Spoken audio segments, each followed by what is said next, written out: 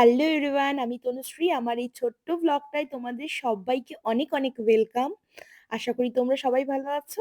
হ্যাঁ, আমিও ভালো আছি। আমি তো বেরিয়ে পড়েছিলাম আগের দিন ঘুরতে, তোমরা জানোই, আমার হাজবেন্ডের সাথে। তো আমরা ঝটপট করে দুধিয়া পার করে চলে আসলাম একটি উইকি স্টলে, যেখানটায় আমি সবাই মানে কারা বলো তো? আমার হাজবেন্ডের সব বন্ধুরা আর বন্ধুর ওয়াইফেরাও ছিল।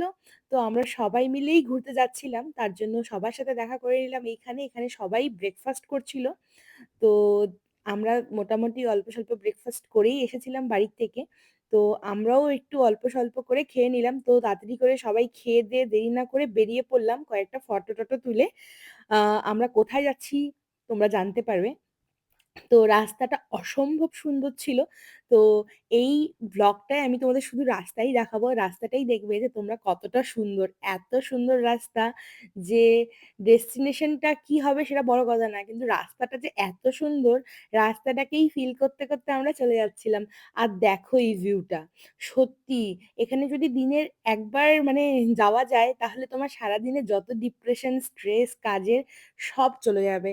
এত সুন্দর রাস্তাটা আর ঝর্ণা চারিপাশে এত সুন্দরভাবে আমরা সবাই এনজয় করতে করতে গল্প করতে করতেই চলে যাচ্ছিলাম। তো রাস্তার মধ্যে আমরা তো তাও ২-৩ বার দাঁড়িয়েছিলাম। ওরা তো চলে আর দেখবে সবাই মিলে কোথাও ঘুরতে গেলে যাহ!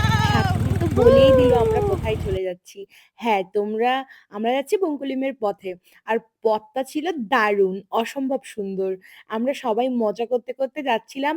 আর সত্যি কথা বলতে আমার এরকম পাহাড় খুবই ভালো লাগে। আর পাহাড়ে আমি যতই যাই ততই মনে হয় যে কম। কেন কি পাহাড়ের মধ্যে আমি প্রত্যেকবার মানে পাহাড়ের মধ্যে আমার একটা মনে হয় কি কিছু একটা আছে যে বারবার করে আমাকে টানে। ঠিক আছে? এত সুন্দর ভিউ মানে তোমাদের কি বলবো। যারা সামনে বিয়ে প্রি ওয়েডিং করতে অবশ্যই বঙ্কুলিম যেতে পারো। আর সবথেকে বড় কথা বঙ্কুলিম যাওয়ার সময় মিরিক পার করে যে রাস্তাটা বাঁ হাতে বেরিয়ে যাচ্ছে, অসম্ভব ভাঙা ছিল। রাস্তাটা কিন্তু খুবই খারাপ। তোমরা যদি যাও তাহলে অবশ্যই দিনের বেলা যাবে, রাত্রে বেলা যাওয়ার চেষ্টা করো না।